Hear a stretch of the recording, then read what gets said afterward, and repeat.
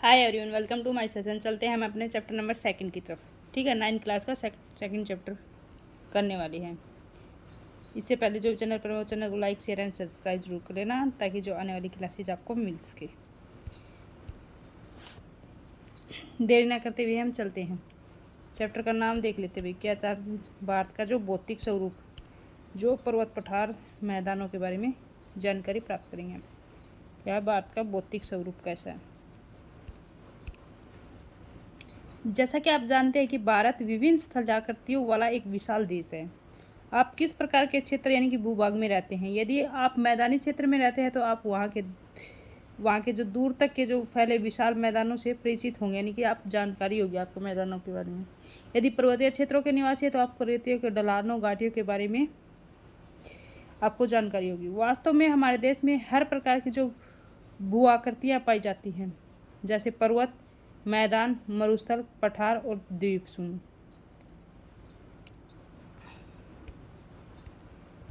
पर्वत मैदान देखो, ये पर्वतों के बारे में दिखाया गया है। पहले एक बार ये ऊपर वाला और देख लेते हैं भाई, इसमें क्या दिखाया गया है। भारत की भूमि बहुत अधिक भौतिक विभिन्नताओं को दर्शाती है, यानी कि अलग अलग भौतिक विभिन्नताएं। कैसे भाई, यहाँ पे पर्वत भी है, पठार भी है, मरुस्थल भी है, कोल्ड मरुस्थल भी है। ठीक है, हर प्रकार की जो जलवायु है। भूगर्भीय तौर पर जो प्रायद्वीपीय पठार पृथ्वी की सतह का प्राचीनतम भाग है, यानी कि जो भारत का जो प्रायद्वीपीय पठार का भाग है, ये हो भाई जो तीन ओर से पानी से घिरा हुआ होता है। जो नीचे वाला भाग है ना भारत का, वो क्या प्रायद्वीपीय पठार कहलाता है। ये क्या है, प्राचीनतम भाग है, यानी कि प्राचीनतम भाग है ये सतह का। इसे भूमि का एक बहुत ही स्थिर भाग माना जाता है, परंतु हाल ही के भूकंपों ने इसे गलत साबित किया है।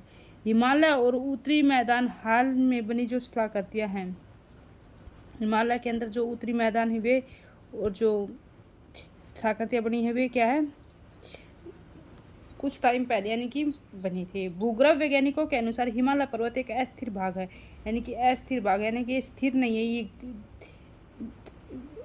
घूमता रहता है। मतलब कि जैसे जो प्लेटें हैं, एक इस साइड से प्लेट और एक इस साइड से प्लेट टकराती है तो ये धीरे धीरे खसकता है। ठीक है, इसमें हलचल होती रहती है, तो ये क्या है, एक अस्थिर है। हिमालय की पूरी पर्वत श्रृंखला एक युवा स्थलाकृति को दर्शाती है, यानी कि जो पूरी श्रृंखला है हिमालय की, वो क्या दर्शाती है, एक युवा स्थलाकृति को दर्शाती है, जिसमें ऊंचे शिखर हैं, गहरी घाटियां हैं और तेज बहने वाली क्या है, नदियां भी हैं। अब देखते हैं भाई कौन सी क्या है कहाँ पे। पामीर ग्रंथ यानी कि पामीर की घाट, देखो ये है। इसी के साथ में क्या है, यह पाकिस्तान में हिंद कुश पर्वत है। कुल श्रेणियाँ हैं। जो भारत का सबसे बड़ी जो पर्वत श्रृंखला वो क्या है, कराकोरम पर्वत श्रृंखला है। ठीक है, ये केटू पर्वत भी बोल देते हैं, कराकोरम, केटू, कराकोरम, राकापोसी पर्वत, नंगा पर्वत। इसी के साथ ही यहाँ पे भाई कराकोरम दर्रा है, जो कि लद्दाख में पड़ता है। ये लद्दाख पर्वत है भाई, लद्दाख श्रेणी, ये जास्कर श्रेणी है, ये दिखाई गई है ये। ठीक है, ये बारालाचाला दर्रा है। इसी के साथ ये सिरकिला दर्रा है, ये कैलाश श्रेणी है। यहाँ से यहाँ पे जो मानसरोवर जिला, इससे कौन सी नदी निकलती है भाई, सिंधु नदी निकलती है। ठीक है, और इसी के पास से ब्रह्मपुत्र नदी भी निकलती है। सिंधु और ब्रह्मपुत्र यहीं से निकलती है, कैलाश पर्वत श्रेणी से ही।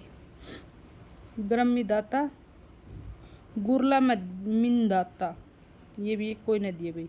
इसी के साथ जो जिला दर्रा, शिवालिक श्रेणियाँ, यानी कि शिवालिक श्रेणियाँ है। कामेट पर्वत भी है भाई, जो कि उत्तराखंड में पड़ता है। नंदा देवी पर्वत भी है। ठीक है, धौलागिरी पर्वत भी है। अन्नपूर्णाई भी है पर्वत। मैकालू पर्वत है, जो नेपाल में पड़ता है। कंचनजंगा, ये माउंट एवरेस्ट है भाई, जो सबसे बड़ा, सबसे ऊंची चोटी है माउंट एवरेस्ट की। हालांकि बूमला दर्रा भी है, ये रहा बूमला दर्रा। दाफिला, बामडोला, ठीक है, पटकई पहाड़ियाँ, ये क्या है, गारो खासी जयंती है, तीनों पहाड़ियाँ ये भाई मेघालय में, जो गंगा श्रेणी में है, मिजो श्रेणी है। ठीक है, तो ये इसमें ये है ये पर्वत और पठार दर्रे दे रखे, सॉरी पठार पर्वत और जो दर्रे दे रखे, इनकी चोटियों के और इनके क्या क्या नाम है इनके बारे में बता। इसी के साथ जो सुलेमान की तरफ की पहाड़ियाँ हैं, ये इस साइड से यहाँ से व्यापार होता था भाई। पहले जो समुद्री मार्ग नहीं था, पहले लैंड एरिया से ही यहाँ पे व्यापार होता था। इसी के साथ हम नदियाँ और देख लेते हैं भाई, नदियाँ कौन कौन सी नदियाँ कहाँ पे है। देखो ये सिंधु नदी है, ये कहाँ से निकलती है, मानसरोवर झील से निकलती है, यहाँ से ऐसे ऐसे होके आ जाती है। इसी की जो सहायक नदियाँ हैं, झेलम नदी है, सहायक झेलम नदी है, रावी है, सतलुज है, ठीक है, और चेनाब भी थी भाई यहाँ पे। इस साइड ये गंगा नदी है, ये किसकी सहायक नदी है, ये गंगा है, गंगा की सहायक नदी यमुना नदी है। यमुना की सहायक कौन सी है भाई, चंबल नदी यमुना की सहायक नदी है। गंगा की सहायक नदी घाघरा नदी है, गंडक नदी है, सोन नदी है, कोसी जिसे बिहार का शोक कहा जाता है। ये ब्रह्मपुत्र नदी है भाई। ब्रह्मपुत्र को जो तिब्बत में क्या कहा जाता है भाई, सांगपोक नदी के नाम से जाना जाता है, ठीक है, ये ब्रह्मपुत्र नदी है। इसी के साथ हम चलते हैं भारत के मैदानों पर। उत्तरी मैदान जल और निक्षेपों से बने हुए हैं। प्रायद्वीपीय पठार आग्नेय और रूपांतरिक शैलों के वाली कम ऊंची पहाड़ी और चौड़ी घाटियों के बने हुए हैं। यानी कि जो प्रायद्वीपीय भारत में क्या है, कम ऊंची घाटियां हैं, और ये कौन से बने हैं, आग्नेय और रूपांतरित चट्टानों से बने हैं, आग्नेय और रूपांतरित, ठीक है, इन चट्टानों से बने हैं। इनका जो भौगोलिक स्वरूप और देख लेते हैं भाई। भारत की जो भौगोलिक आकृतियों को निम्नलिखित वर्गों में बांटा जाता है, कई आधारों पर बांटा जाता है भारत की जो भौगोलिक आकृतियों को। हिमालय पर्वत श्रृंखला, देखो बात क्या मैप बना लेते हैं,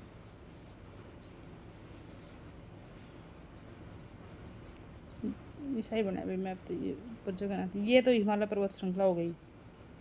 उत्तरी मैदान, ये वाला उत्तरी मैदान हो गया, ठीक है। प्रायद्वीपीय पठार, ये वाला प्रायद्वीपीय पठार हो गया भाई। और जो भारतीय मरुस्थल है, भारतीय मरुस्थल इस साइड मिल जाएगा भाई, भारतीय मरुस्थल। तटीय मैदान, ये जो कोस्टल एरिया ये हो जाएगा भाई। द्वीप समूह हमारे लक्षद्वीप यहाँ पे है, और जो ये अंडमान निकोबार द्वीप समूह यहाँ पे है, ठीक है। इसी के साथ हम चलते हैं बारी बारी से हिमालय पर्वत के बारे में पढ़ेंगे। भारत की उत्तरी सीमा पर विस्तृत हिमालय भूगर्भीय रूप से युवा और बनावट के दृष्टिकोण से वलित पर्वत श्रृंखला है। क्या वलित पर्वत श्रृंखला है? ये पर्वत श्रृंखलाएं पश्चिम पूर्व दिशा में सिंधु से होकर ब्रह्मपुत्र तक फैली है। कहाँ से होकर? सिंधु नदी से होकर ब्रह्मपुत्र नदी तक फैली है। हिमालय विश्व की सबसे ऊंची पर्वत श्रेणी है। हिमालय सबसे क्या है? विश्व की सबसे ऊंची पर्वत श्रृंखला कौन सा है? Mount Everest. कौन सा स्थान है? वही माउंट एवरेस्ट। यह अत्यधिक असम अवरोधों में से एक है। ये 2400 किलोमीटर की लंबाई में फैले एक अर्धवर्ताकार का निर्माण करती है। अर्धवर्ताकार का भी निर्माण करती है भैया, ऐसे फैला हुआ है। इसकी चौड़ाई कश्मीर में 400 किलोमीटर है, अरुणाचल प्रदेश में 150। मतलब कि जो चौड़ाई है कश्मीर में तो 400 किलोमीटर है, जबकि अरुणाचल प्रदेश में 150 किलोमीटर है। पश्चिम भाग की अपेक्षा पूर्वी भाग को ऊंचाई में अधिक विविधता पाई जाती है। यानी कि पश्चिम भाग कम ऊंचा है, जबकि पूर्वी भाग क्या है? ज़्यादा ऊंचा है। देखिए पश्चिम भाग कम ऊंचा है, ये पूर्वी भाग ज़्यादा ऊंचा है। अधिक विविधता पाई जाती है। अपने पूरे देशांतरीय विस्तार के साथ जो हिमालय को 3 भागों में बांटा जाता है। इन श्रृंखलाओं के बीच में बहुत अधिक संख्या में घाटियाँ पाई जाती हैं। सबसे उत्तरी भागों में स्थित श्रृंखला को महान हिमालय या आंतरिक हिमालय, ग्रेट हिमालय या हिमाद्री कहते हैं। ठीक है, जो सबसे ऊपर वाली हिमालय श्रृंखला उसको हिमाद्री कहते हैं। यह सबसे अधिक सतत और यानी कि सतत श्रृंखला सबसे सतत श्रृंखला है, यानी कि फैली हुई श्रृंखला। इसमें 6000 मीटर की औसत ऊंचाई वाले सर्वाधिक ऊंचे शिखर हैं। यानी कि 6000 मीटर की औसत, यानी कि 6000 मीटर से अधिक या इसकी जो औसत है एवरेज उस तक की ऊंचाई के जो शिखर है वे यहाँ पे है। किसमें? हिमाद्री में, आंतरिक हिमालय में या वृद्ध हिमालय में।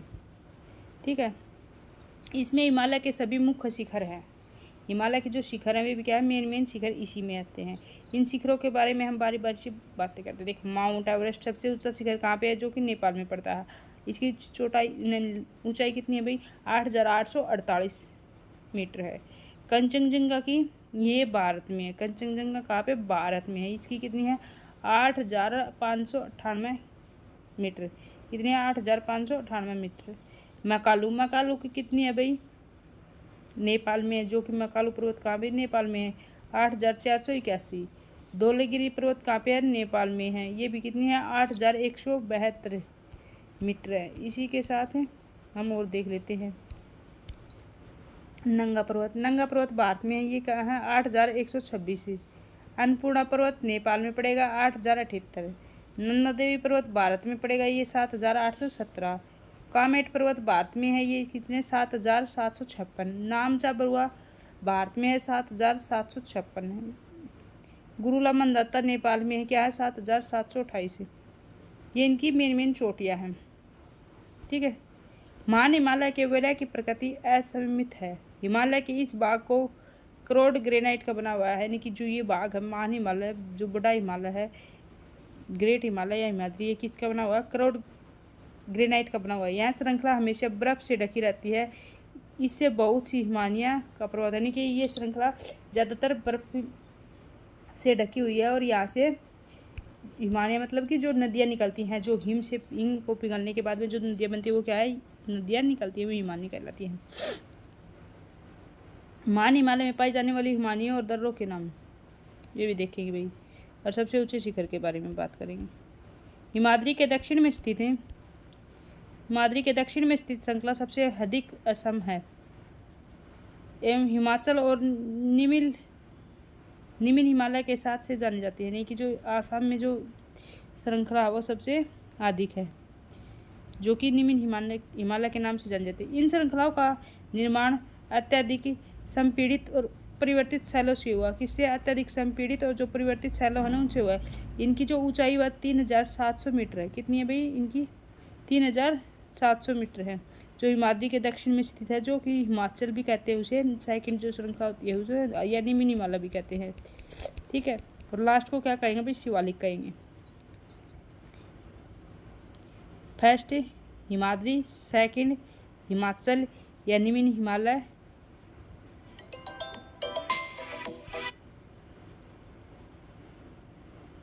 इन श्रृंखलाओं का निर्माण मुख्य संपीड़ित, अत्यधिक संपीड़ित, परिवर्तित शैलों से हुआ है। इनकी ऊंचाई 3,700 मीटर से लेकर 4,500 मीटर के बीच में है। एवरेज है भाई, 3,700 से 4,500 मीटर के एवरेज औसत चौड़ाई है।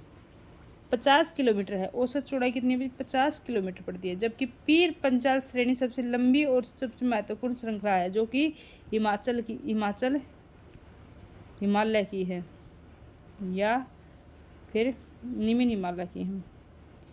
कौन सी श्रृंखला भाई, वह पीर पंचाल श्रृंखला।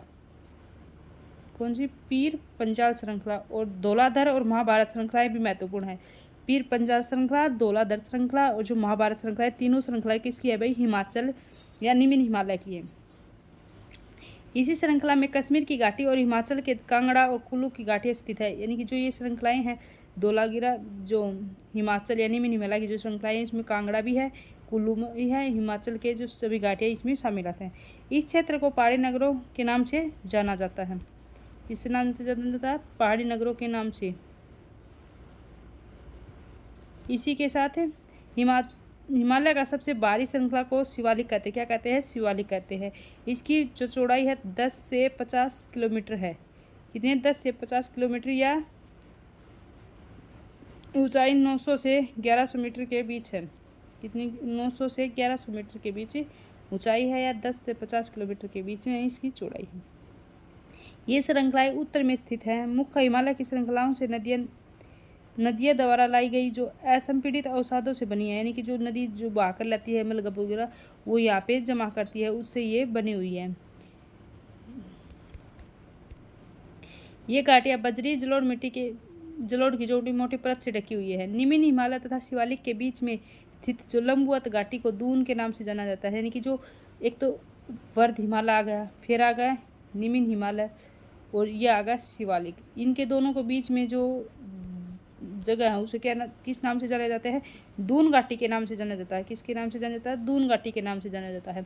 कुछ प्रसिद्ध दून है देहरादून, कोटली दून, पाटली दून। देहरादून, कोटली दून, पाटली दून। ठीक है, देखो ये दिखाया गया फिर से वही, इसमें नीचे दक्षिण के पठार के दक्षिण का भी बताया गया है।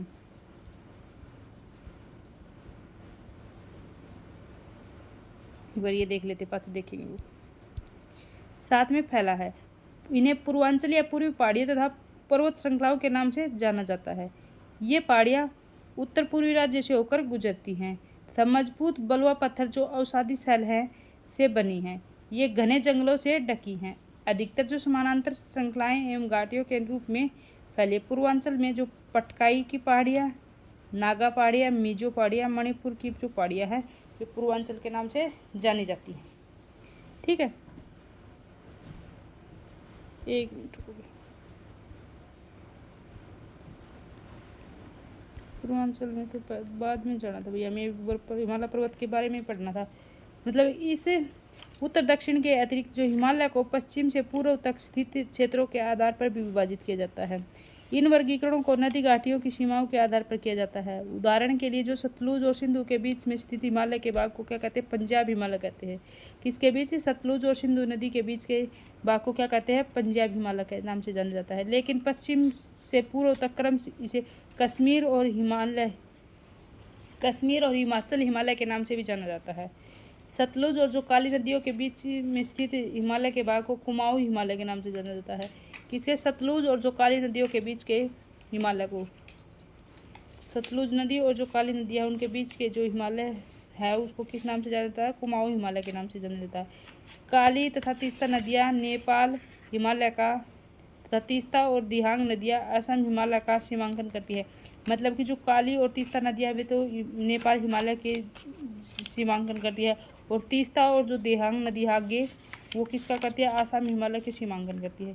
हिमालय के कुछ क्षेत्रीय नाम पता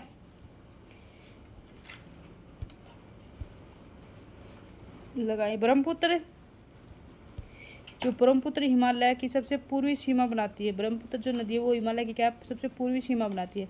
दियांग माखंड गाज के नाम बाद हिमालय दक्षिण की ओर एक तीखा मोड़ बनाते हुए भारत की पूर्वी